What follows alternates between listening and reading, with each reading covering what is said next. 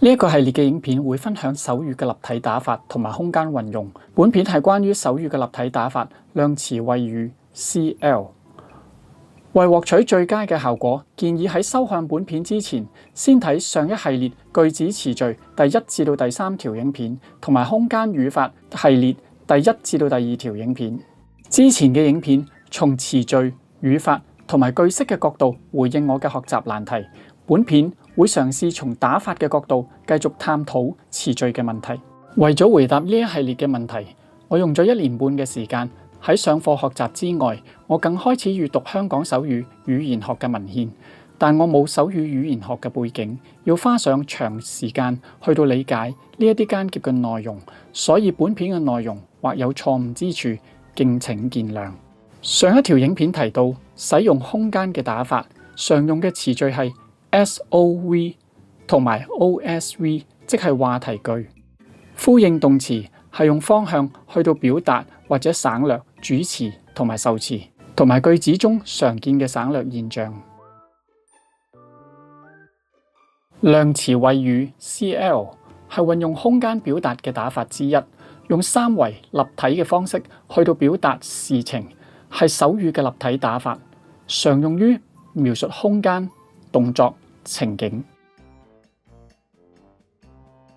CL 量詞謂語係由2部分構成，手型部分同埋動作部分。手型部分用以展示主體嘅外形，例如人、動物、操作手型、物件形狀等等。動作部分則以立體嘅方式將主體嘅動作或者位移呈現，包括活動嘅方式、方向、路線等等。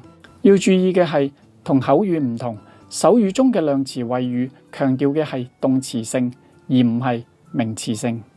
例子，手型嘅部分展示人嘅外形，呢個係代表頭、身、腳。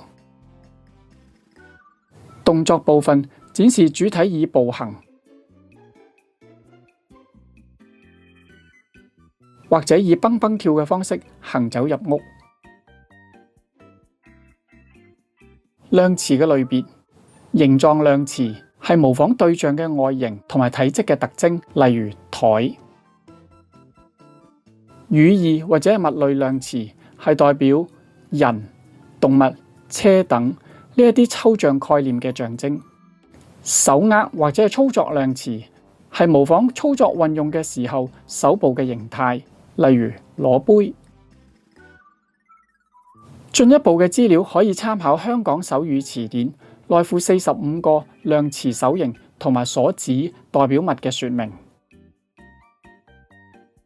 點樣去到運用 CL 去到組句呢？首先需要了解一啲基本嘅原則，主手同埋副手嘅分工。主手係代表施事者，而副手則代表受事者、處所、來源、目標等等。但呢一啲只係一般嘅分工，可以按實際嘅情況嚟到改變。空間表達嘅基本詞序係 SOV 或者係 OSV， 即係話題句。結構係手語嘅名詞加該名詞嘅 CL， 以清楚顯示該 CL 嘅指稱。例如手語狗加 CL 狗，呢一個 CL 就係代表狗。唔同嘅句式運用空間去到表達不可譯句。某一啲手語嘅詞彙本身已經包含咗 CL 嘅元素，例如喺香港手語裏邊嘅蘋果包含咗食嘅動作。例子 4.1.1 表達女士食蘋果，手語會打女食蘋果。4.1 同樣係運用空間表達嘅不可譯句，但係要注意運用空間表達嘅時候必須要有 CL 嘅元素。如果冇咗 CL 嘅元素，只係打出詞彙，例子男狗洗，喺呢一個情況就等於係用非空間表達嘅詞彙式打法。所以喺呢個情況下，基本嘅詞序應該係 SVO 男洗狗。例子 4.1.2 運用空間表達嘅基本詞序係 SOV， 手語打男狗狗嘅 CL 洗狗嘅動作。例子 4.1.3 以話題句表達，所以詞序係 OSV。手語打狗 CL 狗男洗狗嘅動作。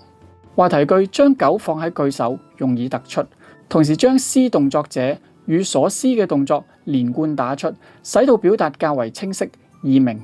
因此話題句係常用嘅表達方式。下次再繼續啊！如果大家喜歡呢一條影片，請幫忙按讚、訂閱同埋分享呢一條頻道，多謝各位，拜拜。